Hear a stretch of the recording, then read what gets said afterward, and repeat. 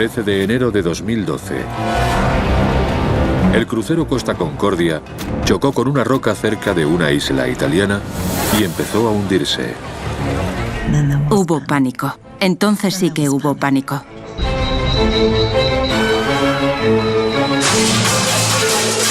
Salgan por la otra puerta, por favor. Fue el mayor naufragio de pasajeros de la historia. Un año después, nos ponemos al día con la investigación. No nos vamos a hundir, no lo haremos. Para arrojar nueva luz sobre los escalofriantes acontecimientos de aquella noche fatídica. El Costa Concordia un año después.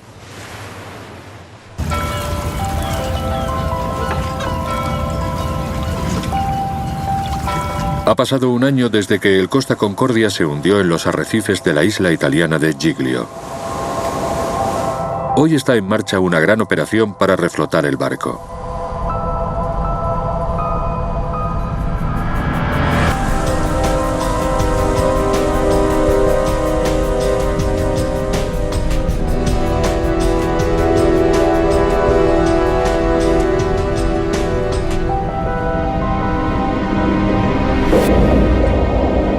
Costará unos 400 millones de dólares y es la operación de salvamento más cara y complicada que se ha intentado jamás.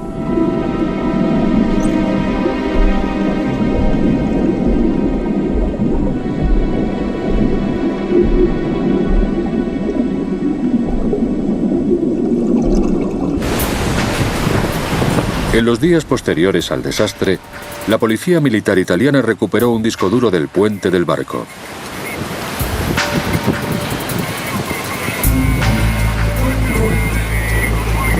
Esta grabadora de datos de travesía registró la dirección y velocidad del barco, la programación del instrumental y, sobre todo, efectuó grabaciones de audio de las órdenes de los oficiales del puente.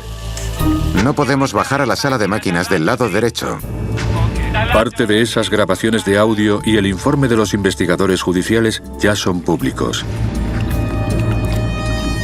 Aún no tenemos una visión completa de lo que pasó, pero esta información nos permite narrar la historia más exhaustiva del desastre hasta la fecha.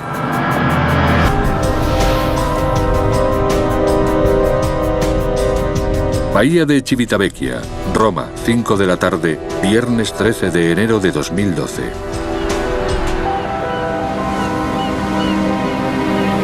El Costa Concordia iba a zarpar en 2 horas. Va a realizar un tour por el Mediterráneo occidental. Por la noche navegaría desde Civitavecchia, por delante de la pequeña isla de Giglio, hasta Savona, en el norte de Italia. Pasábamos entre Giglio y la península todas las semanas, porque está por el camino. Para ir de Civitavecchia a Savona tienes que pasar por Giglio. Casi 700 nuevos pasajeros iban a embarcar en el crucero esa tarde. Ian y Janis Donoff, en su luna de miel, ya estaban a bordo. Parecía Las Vegas flotante. Sí, exacto. Era como rococó a gogó. Era increíble, de verdad, increíble. El lujo, el número de bares. Había sauna, gimnasio, peluquero. Y todo el té que pudieras beber. El Costa Concordia era uno de los mayores cruceros de Europa. Tenía 3 piscinas, 5 restaurantes, 13 bares, un casino, un salón de baile, un teatro y 1.500 camarotes. L'occasione era quella di regalare a mia moglie. Quise regalar a mi mujer unas vacaciones inolvidables por su cumpleaños. Y puedo decir que fueron realmente inolvidables. Era un barco impresionante. Precioso, precioso. Para cuidar de los 3.200 pasajeros había una tripulación multinacional de 1.000 personas. Al mando estaban los oficiales italianos, dirigidos por el capitán Francesco Schettino, de 51 años. Demos todos un fuerte aplauso a nuestro capitán, Francesco Schettino. Llevaba 6 años capitaneando cruceros.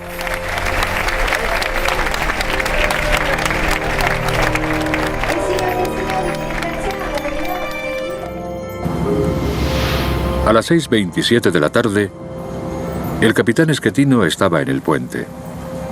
Una grabación de audio revela que, de un modo reacio, decidió cambiar la ruta planeada. Muy bien, comprueba la velocidad que necesitamos para salir de aquí y luego iremos a Giglio. Vamos y saludamos a Giglio. Sí, está a 50 kilómetros. Tenemos que pasar por la maldita Giglio. Iba a desviar el barco hacia Giglio para saludar a la isla. El barco navegaría a lo largo de la costa cerca de la orilla.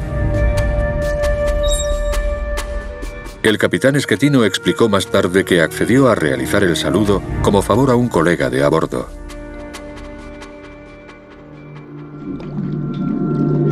Tras el desastre, la policía militar italiana recuperó la carta que empleó la tripulación para planear la ruta.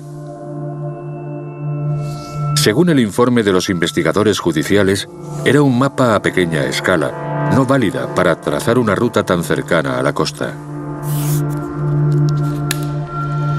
Aquí tenemos una copia del mapa que usaron a bordo del Costa Concordia. Como ven, no muestra un alto grado de detalle. Deberían haber usado uno de mayor escala que mostrase con claridad los peñones, el puerto y cualquier peligro de las aguas cercanas. Tras el desastre, el capitán Schettino dijo que no vio la roca porque no estaba marcada en el mapa.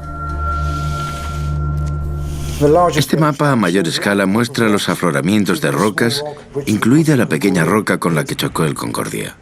Como la isla no estaba en el itinerario original del barco, no era necesario llevar un mapa detallado a bordo.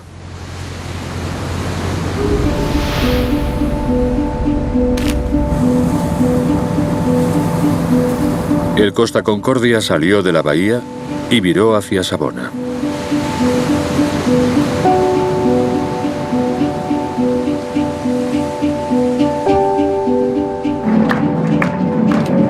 A bordo el ambiente era distendido. 9:04 de la noche. El informe judicial indica que el piloto automático giró el barco hacia la isla de Giglio.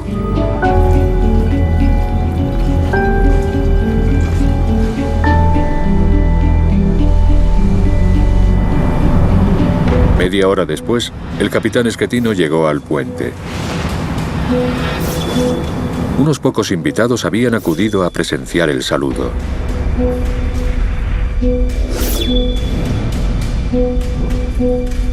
Entre la tripulación del barco se encontraba el timonel, que estaba de guardia de vigía. Y un primer oficial estaba al mando en ese momento. Un ejecutivo de la naviera, Manrico Gianpetroni, era uno de los invitados. En el puente todo está oscuro de noche. Me mantuve en silencio y en segundo plano, observando lo que hacían los oficiales para acercar el barco a Giglio. Los registros muestran que el Costa Concordia se encontraba a 7,5 kilómetros de Giglio y se dirigía hacia la isla. Navegaba con el piloto automático, que estaba programado para virar el buque antes de llegar a la isla y mantenerlo alejado a 1 kilómetro de la costa.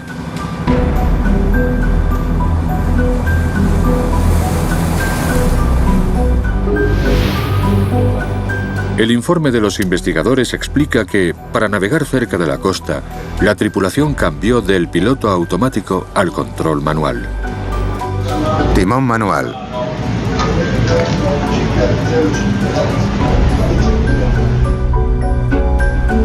El timonel dejó su puesto de vigía y se puso al timón. Normalmente, al acercarse a tierra, es mejor poder hacerse con el mando del barco instantáneamente. Por eso se pone al timonel a timón, porque puede responder a las instrucciones con eficacia y rapidez. A las 9:39 de la noche, 6 minutos antes de la colisión, el capitán Schettino asumió el mando del barco. Asumo el mando. El capitán Schettino tiene el mando.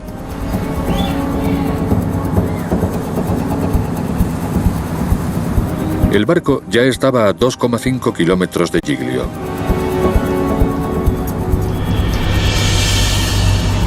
Al pasar por la isla, el capitán tenía que evitar un afloramiento rocoso llamado Le Escole.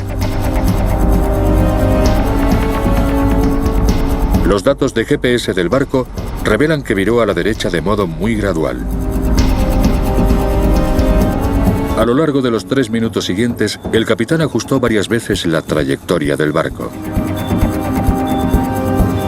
Las grabaciones del puente revelan que el timonel indonesio no siempre comprendía las órdenes del capitán. 3-4-0. 3-5-0. 3-5-0, de lo contrario encallaremos en las rocas. La tripulación parecía inconsciente de lo cerca que estaba del peligro. A las 9:44 de la noche, un minuto antes del impacto, el barco estaba a 450 metros de las rocas de Le Escole. La pequeña roca más cercana al barco estaba demasiado por debajo del agua y no aparecía en la pantalla del radar. Nadie notó el peligro durante 20 segundos. Cuando el capitán vio la roca, intentó alejarse de inmediato.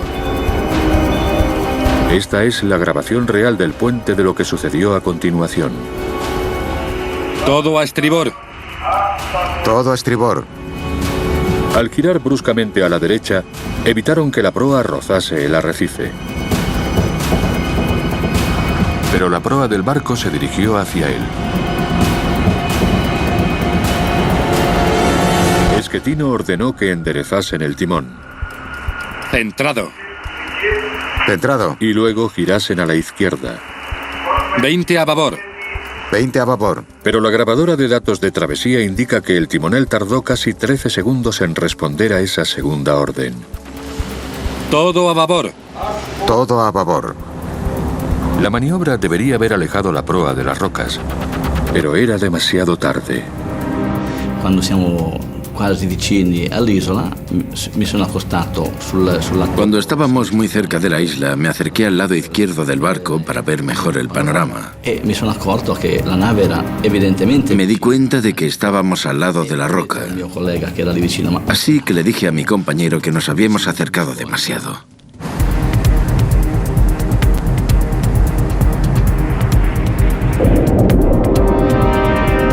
A las 9:45 de la noche, el barco chocó con la roca.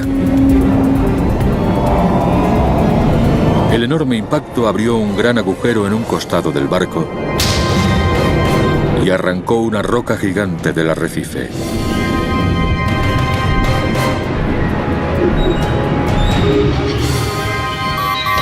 Segundos después, sonaron las alarmas del timón, las bombas y el motor principal. Estaba a punto de comenzar la pesadilla para los pasajeros y la tripulación. Un año después de la tragedia, el Costa Concordia sigue varado en la isla de Giglio. Los tribunales aún no se han pronunciado sobre la posible negligencia, pero la información de la investigación en curso nos proporciona una visión de los sucesos de esa noche. Tras chocar con la roca, el Costa Concordia flotó durante 1 hora antes de hundirse. Durante ese periodo no se lanzó ningún bote salvavidas. Una pregunta clave para los investigadores es por qué se tardó tanto en abandonar el barco. Salgan por la otra puerta, por favor.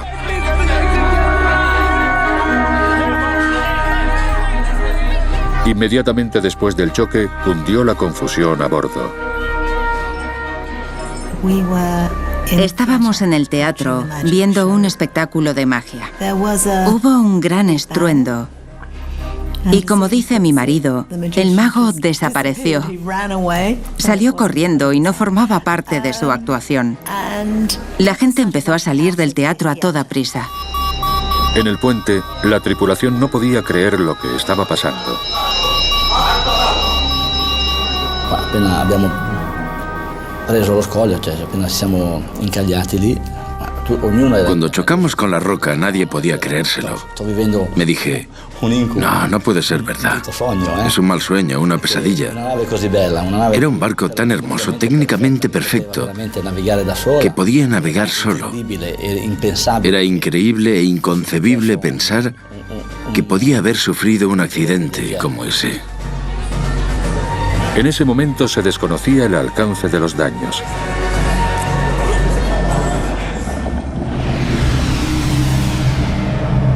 Cuando el Costa Concordia chocó, la roca actuó como un pelador de patatas y arrancó capas de metal del casco.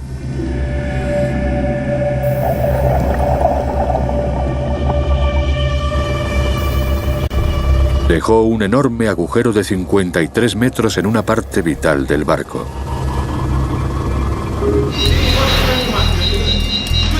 Cerrad las puertas estancas de la sala de máquinas. 9:46 de la noche. Inmediatamente después de que el Costa Concordia chocase con la roca, los investigadores estiman que 2.200 toneladas de agua inundaron la sala de máquinas. En pocos segundos, los motores eléctricos con los que funcionaba el barco se apagaron. El agua también entró en la parte trasera de la sala de máquinas e inundó 3 de los generadores de electricidad del barco. Poco después, el agua alcanzó la parte delantera de la sala de máquinas y paralizó los 3 generadores que quedaban. Cuando sonó la alarma del puente, se hizo patente que el barco había chocado con una roca. Dime. Hola, ¿cómo está la sala de máquinas? ¿Qué cómo está?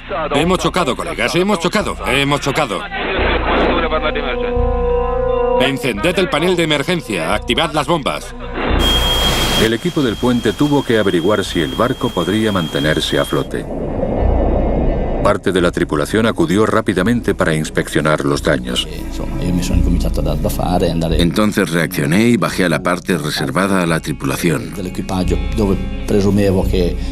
por donde creía que el barco había chocado con la roca.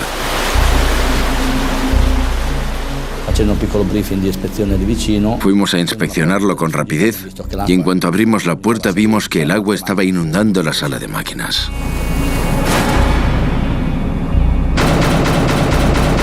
El casco del Costa Concordia estaba dividido en compartimentos estancos. Limitaban la cantidad de agua que podía entrar si había una fuga. Si 2 compartimentos adyacentes se inundaban, el barco podía seguir flotando. Pero si se inundaban 3, lo probable era que el barco volcase.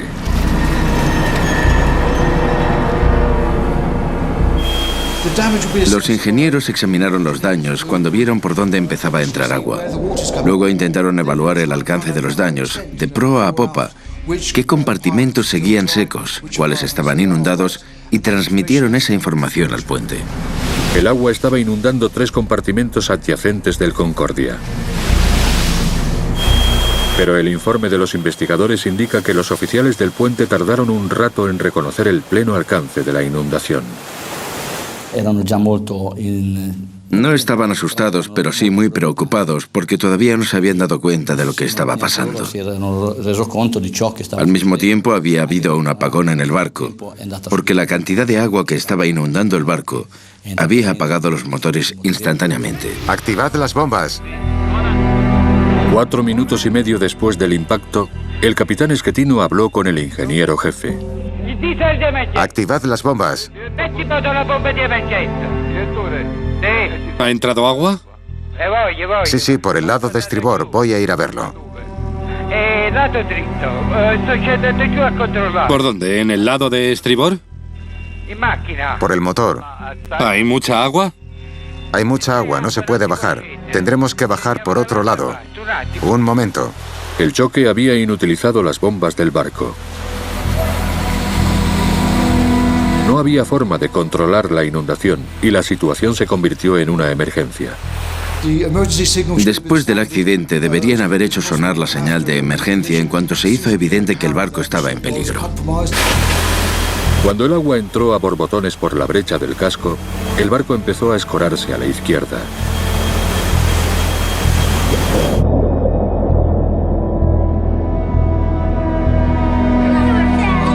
Muchos pasajeros sospecharon que pasaba algo muy grave. Pero los mensajes del barco eran tranquilizadores. Debido a un fallo eléctrico que ya está bajo control, estamos sufriendo un apagón. Nuestros técnicos están trabajando para resolver la situación. El mensaje decía que no nos preocupásemos, que no cundiera el pánico, que era un fallo de los generadores, un fallo eléctrico y que lo estaban arreglando. La gente empezó a marcharse, pero yo le dije a mi marido que ya volverían, que nosotros nos podíamos quedar y coger asientos mejores. En retrospectiva parece una locura, pero eso fue lo que hicimos. Estábamos bien y en ese momento todo marchaba bien. La situación está bajo control. Ha habido un pequeño inconveniente con el sistema eléctrico del barco.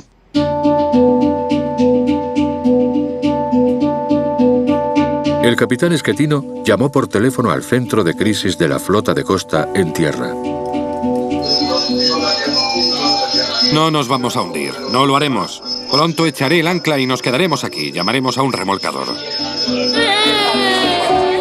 Según el informe judicial, 20 minutos después del impacto nadie había dado el aviso de emergencia general, la señal de que los pasajeros acudieran a los puntos de reunión.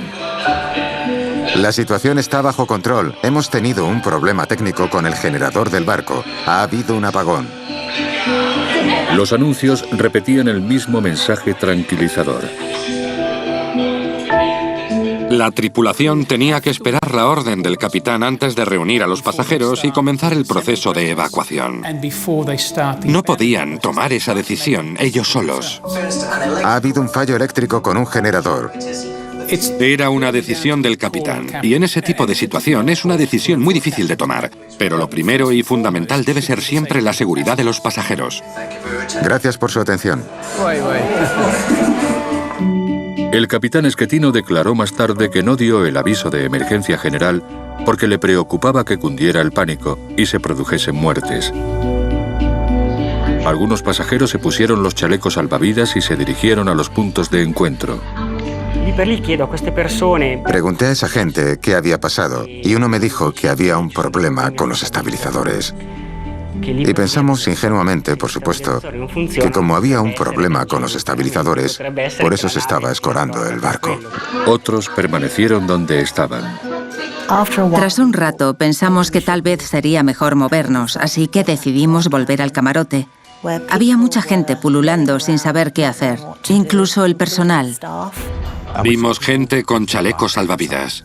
Vimos pasar al sobrecargo y le preguntamos lo que pasaba. Nos dijo que decían que era un fallo del generador y que por eso la gente hacía eso, pero que ellos no sabían nada, no sabían nada.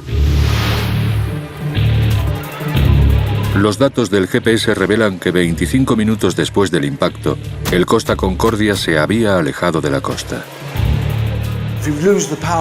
Si habían perdido la potencia en las hélices y el timón estaba atascado, no había forma de controlar el barco después de lo que había pasado.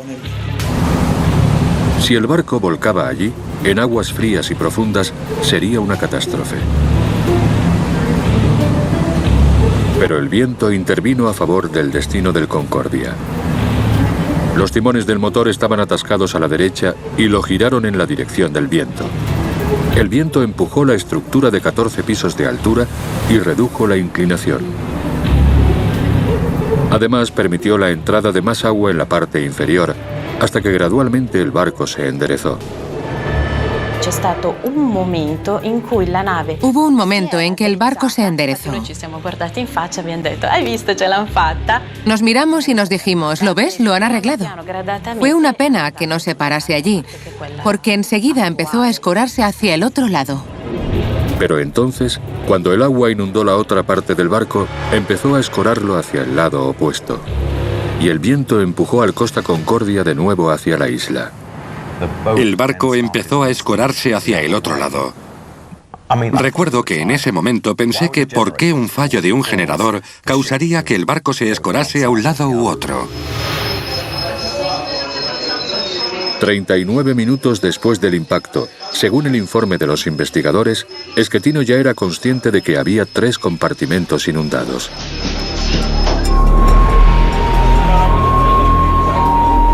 Atención, por favor, la situación está bajo control. Por favor, conserven la calma. En este momento deben dirigirse a los puntos de reunión. Están situados en el exterior de la cubierta 4. A las 10:33 de la noche, la tripulación hizo sonar la alarma de emergencia general. Pero las 700 personas que habían embarcado en Civitavecchia unas horas antes aún no habían realizado el simulacro de evacuación. Las normas indican que se debe realizar en las 24 horas posteriores al embarque, y no estaba programado hasta el día siguiente. Como no habían realizado aún el simulacro de evacuación, no sabían qué significaba ese proceso. No sabían ni que la alarma significaba que tenían que comenzar el proceso. Y tampoco sabrían dónde estaba su punto de encuentro. En los puntos de reunión nadie sabía qué hacer. Todo el mundo daba vueltas esperando instrucciones. A las 10:44 de la noche, el Costa Concordia rozó el lecho marino por segunda vez.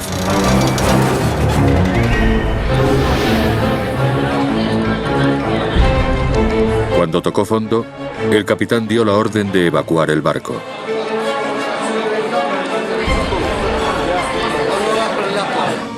Entonces hubo pánico. Entonces sí que hubo pánico. Los 4.200 pasajeros y tripulantes que iban a bordo iniciaron una batalla a contrarreloj. El barco estaba volcando lentamente.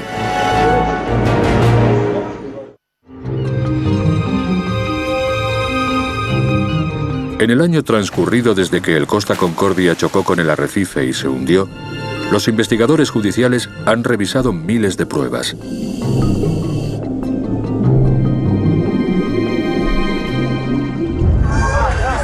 Gracias a los descubrimientos publicados, podemos atisbar el horror de la última fase del desastre. Cuando los pasajeros huyeron del barco, la evacuación se tornó en tragedia. 10:58 de la noche, 1 hora y 13 minutos después del impacto.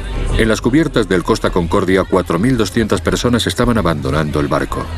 Fue una de las mayores evacuaciones marítimas de la historia. Pero no todo el mundo salió vivo del barco. Fue una carrera a contrarreloj. Una carrera para reunir a los pasajeros en los puntos de encuentro. Y luego otra carrera para meter a los pasajeros en los botes salvavidas. Cuando más se retrasaban, más posibilidades había de que el barco adoptase un ángulo de inclinación que impidiera que los pasajeros se movieran y se reuniesen con facilidad. La familia con el niño, que venga. Venid aquí, venid.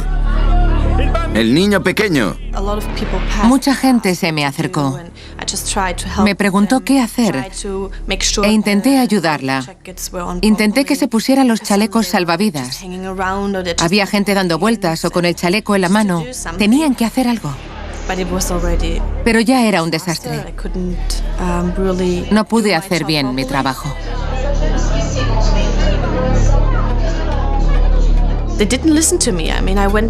No me hacían caso. Les dije que tenían que hacer cola y conservar la calma. Pero la situación ya estaba tan descontrolada que no me hacían caso.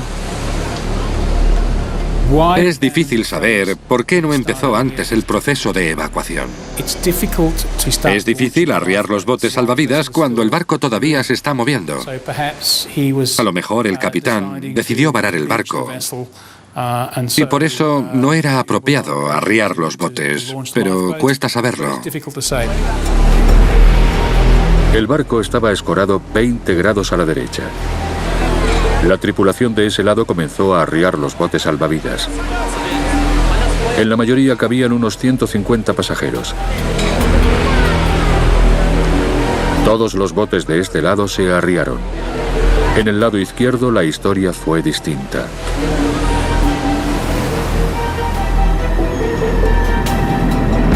Allí, Ian y Janice estaban en su punto de encuentro de la cubierta 4, esperando para subir a su bote salvavidas. Todo el mundo empujaba y se apelotonaba para subir. Por algún motivo, un miembro de la tripulación decidió asumir el mando y empezó a contar gente. Vamos a contar, por favor, a ver. 1, 2, 3, 4, 5... Creo que perdimos 15 o 20 minutos en ese proceso. Así que cuando decidieron arriar el bote, ya no pudieron hacerlo. Intentaron alejar el bote salvavidas del barco para arriarlo, pero no fue posible, porque estaba atascado en el costado del barco y la gente casi se caía de los botes salvavidas. Luego no se oyeron más que gritos. Gritos, gritos y gritos. Todo el mundo gritaba.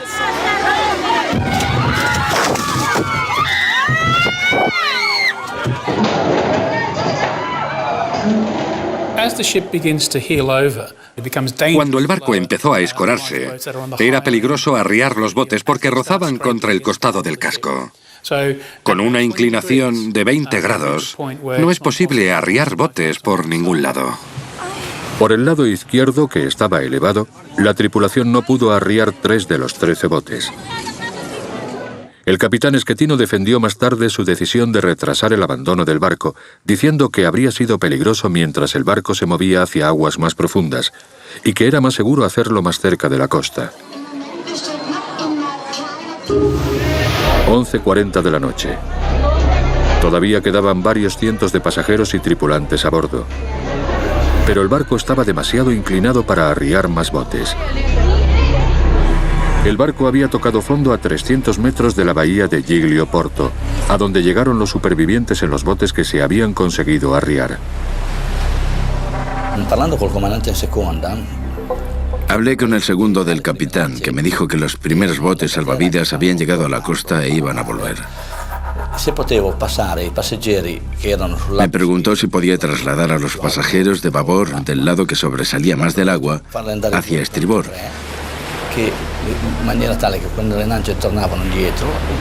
Para meterlos en los botes salvavidas que iban a regresar. Entonces llegó un oficial y nos dijo que fuésemos al otro lado porque era más fácil subirse desde allí a los botes. Nos sentamos y bajamos deslizándonos, porque entonces ya no se podía caminar.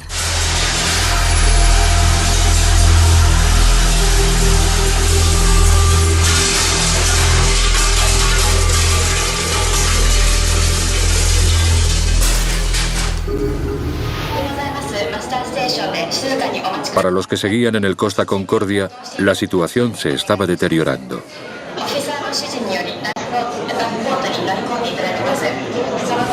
18 minutos después de medianoche, la Guardia Costera informó de que el barco estaba a punto de volcar. Nos salimos al bote. La cubierta ya estaba en un ángulo así. Así que nos salíamos del bote y nos caíamos por la pared de ese lado. Saqué las manos para no chocar contra la pared y me rompí un dedo. Creí que nos íbamos a hundir y no teníamos ninguna posibilidad de salir porque estábamos en un espacio cerrado. Fue entonces cuando pensamos que ese podía ser el final. Era enero y el mar estaba gélido. En la parte baja del lado derecho del barco a los pasajeros solo les quedó una opción. Cuando el agua casi llegó a la cubierta 4, la gente empezó a saltar. Ya no se podía volver al otro lado del barco. Así que pensé que íbamos a tener que saltar al agua, aunque no quería, porque estaba helada. Pero nos metimos en el agua, por encima de la barandilla. Intenté alejarme del barco. Empujé con los pies para alejarme, porque ya había cosas que caían desde el barco. Se me acercó un bote salvavidas y le grité que por favor no me dejase y me sacase de allí.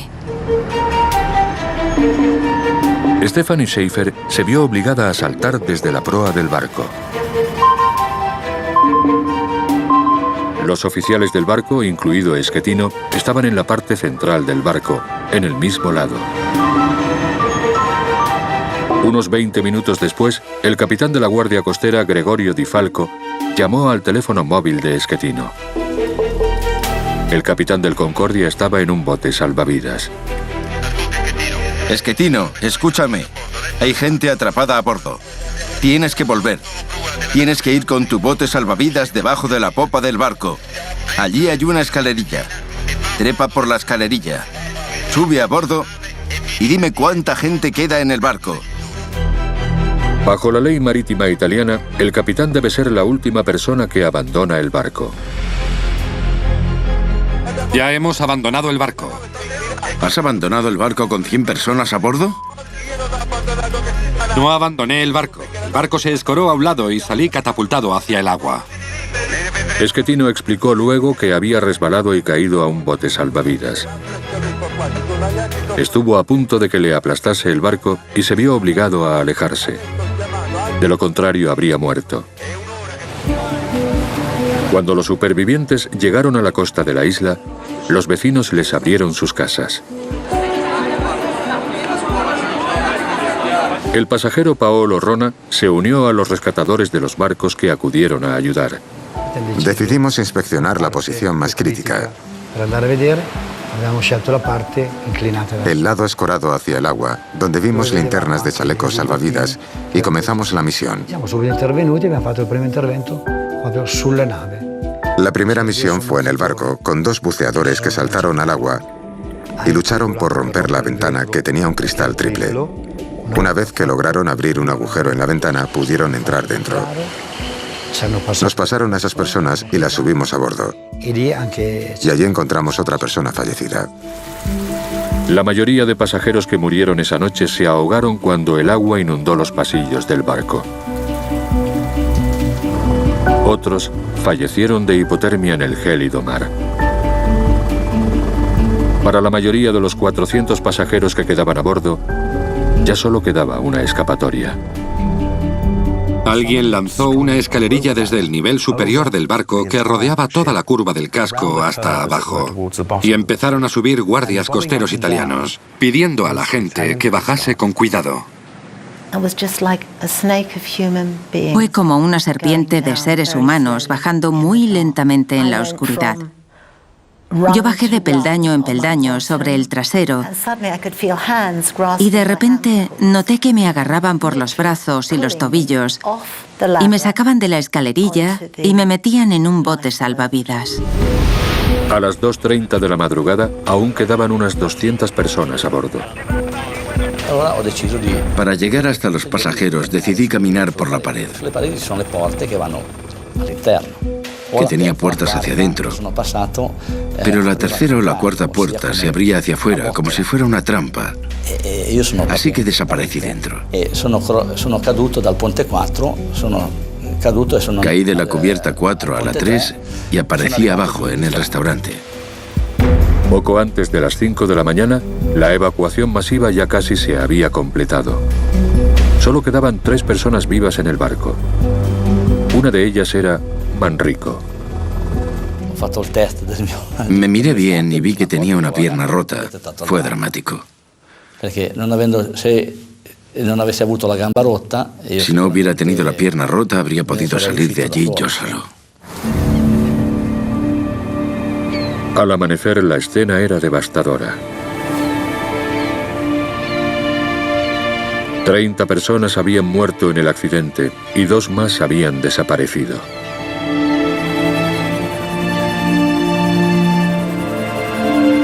«36 horas después del choque, Manrico fue la última persona rescatada del Costa Concordia por vía aérea. Para sobrevivir, lo que más cuenta es el estado mental y la voluntad de vivir. La voluntad de salir y vivir. Para los supervivientes, la tragedia había terminado, pero para el Costa Concordia no era el final de la historia. En la actualidad está en marcha una gran operación para sacar el barco de las rocas. Pero en la carrera para reflotar el barco antes de la temporada turística veraniega, los ingenieros se han topado con un obstáculo inesperado.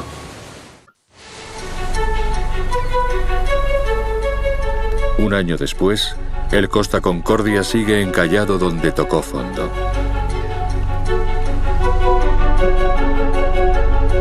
Rescatar el barco ha resultado un reto mayor de lo esperado. Yace en una zona de una belleza natural extraordinaria. Corales espectaculares y especies marinas muy raras atraen a los buceadores a Giglio e impulsan la economía isleña. Al retirar el barco, los ingenieros no pueden dañar ese paraíso submarino.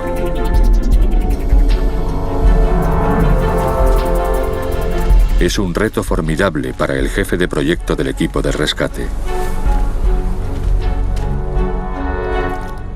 Nadie habría escogido este lugar para este tipo de proyecto porque es un lugar difícil. Hay que perforar en el granito. Las laderas están inclinadas y hay que conservar el paraje. Es un paraje natural.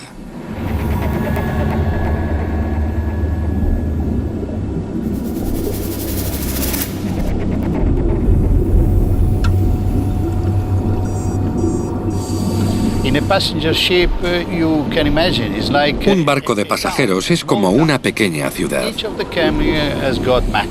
Cada camarote tiene colchones, un sofá y alfombras. Imagínense la cantidad de objetos que hay. Y tras una temporada en el agua, todos esos objetos se convierten en contaminación y se produce una diseminación masiva por todo el mar. Para reducir el peligro de contaminación, Girotto planea reflotar el barco de una sola pieza, manteniendo dentro todos los objetos que quedan. Pero costará unos 400 millones de dólares. Es la operación de salvamento más cara de la historia. Para elevar el barco de una sola pieza, los ingenieros tienen que instalar 24 enormes cadenas para impedir que resbale por el arrecife.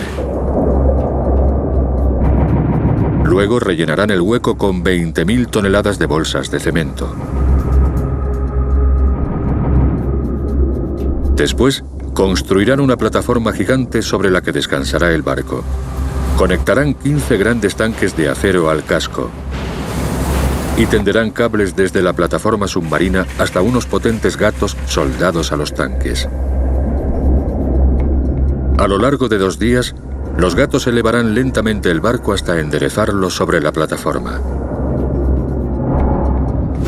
Luego conectarán más tanques al casco.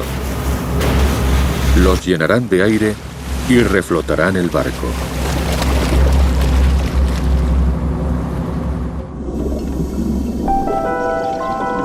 Solo existe una pega. El barco se hundió encima de una de las especies en peligro de Europa.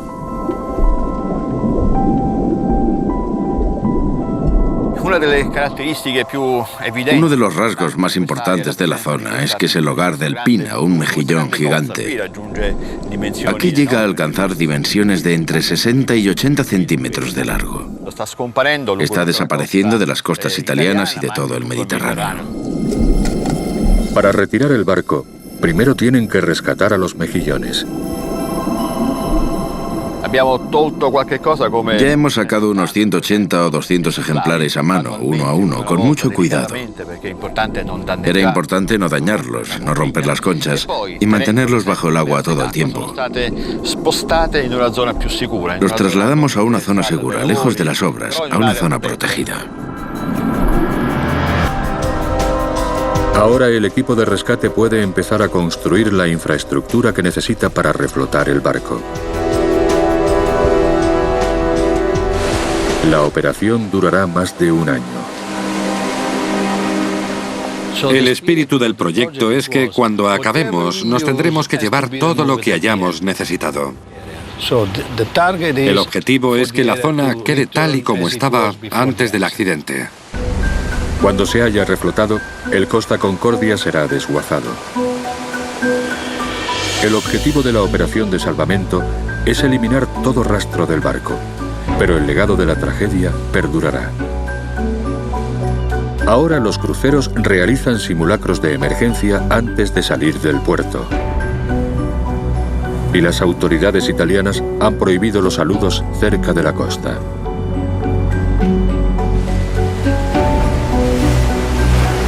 Un año después, los supervivientes de esa noche fatídica están esperando que los tribunales italianos decidan de quién fue la responsabilidad.